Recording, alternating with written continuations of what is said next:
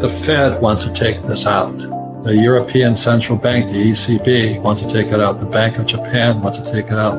The Bank of China wants to take it out. You see, the only way the money can go into the marketplace right now is the Fed prints money. They give the money to commercial banks like U.S. Bank and Bank of America and Wells Fargo, and they lend the money out.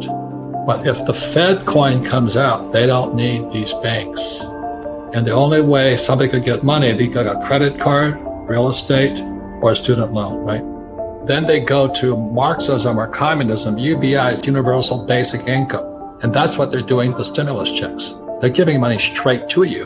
They don't need these guys anymore. They control your thoughts. They control your breathing. They control your injections. They control your money. They control how you get your money, how much you make, where you're spending it, where can you travel. They'll know everything about you. It's called totalitarianism. Between 1960 and 1980, my generation, the boomers, didn't like stocks because at my time of when I was a kid, everybody said anybody invests in the stock market is a gambler. Now everybody's in the stock market. So how did that happen?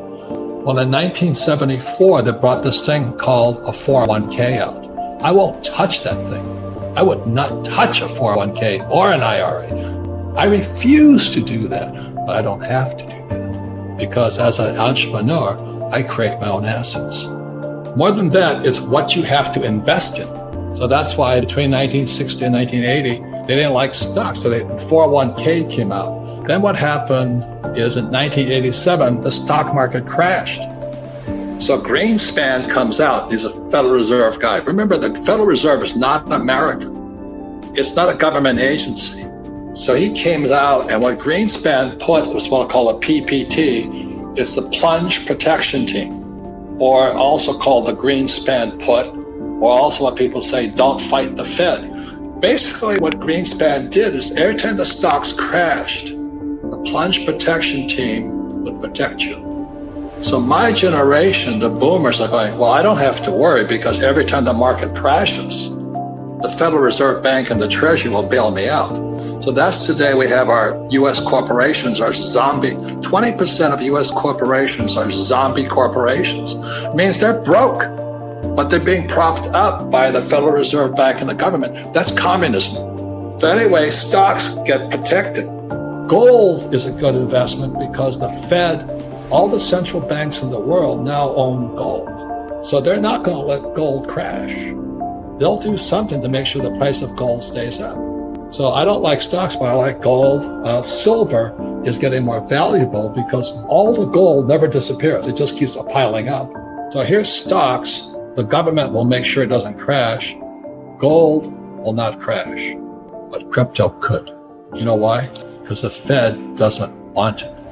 So guys, you got to be smarter because what possibly, it hasn't happened yet, is a Fed coin or a yuan coin, a Chinese coin, and that'll destroy the Bitcoin. So what I'm saying is it's all manipulated. You know, it's 100% manipulated. What happened in 1980 was the Hunt brothers from Texas tried to corner the gold market by manipulating silver. So silver hit $50 an ounce in 1980. It's interesting what's going on. So just as you guys know, on the big picture, it's all manipulated, which is why you've got to be smarter. So if there's a Fed coin, Wells Fargo is gone.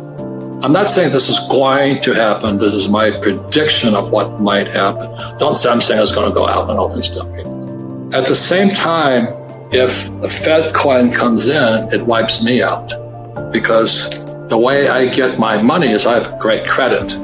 And like I said, just last week, Ken McElroy and I borrowed $160 million.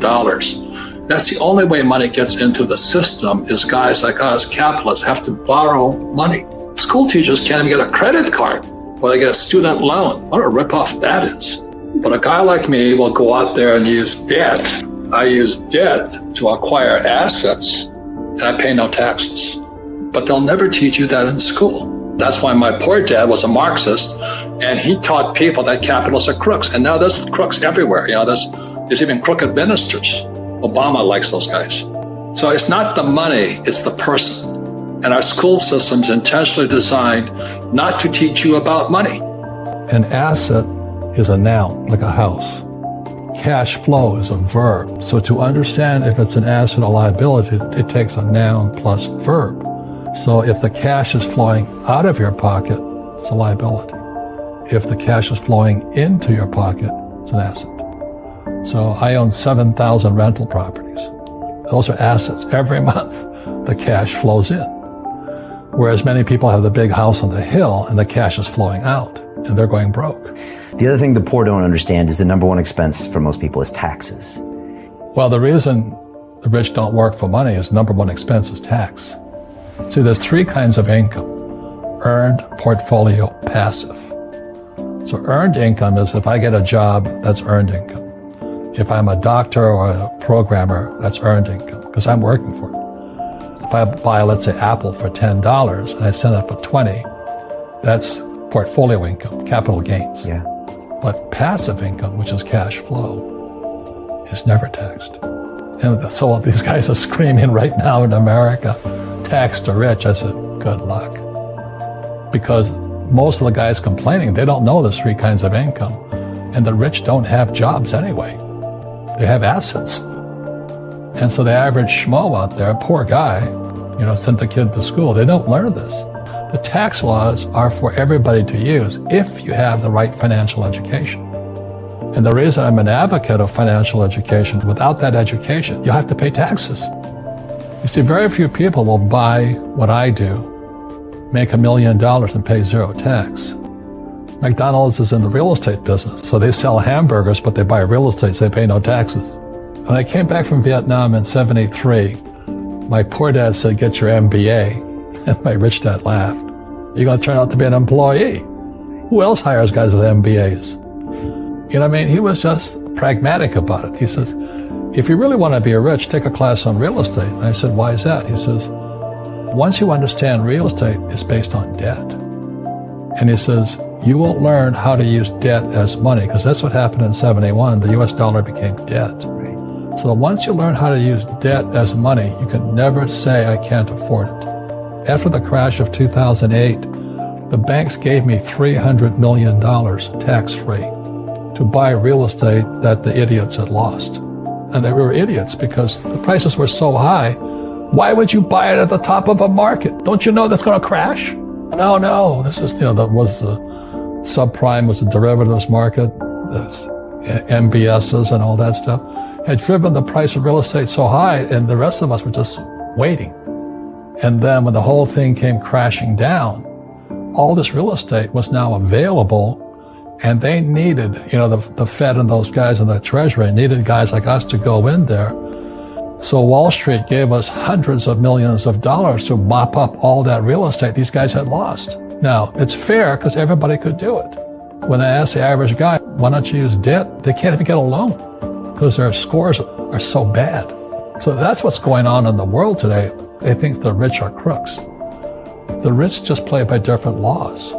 So now we have the stock market, this one area of the economy, all-time highs, floating on fake money. Real estate, I was looking at a condo for $55 million. Real estate in Silicon Valley, you can't afford to live there.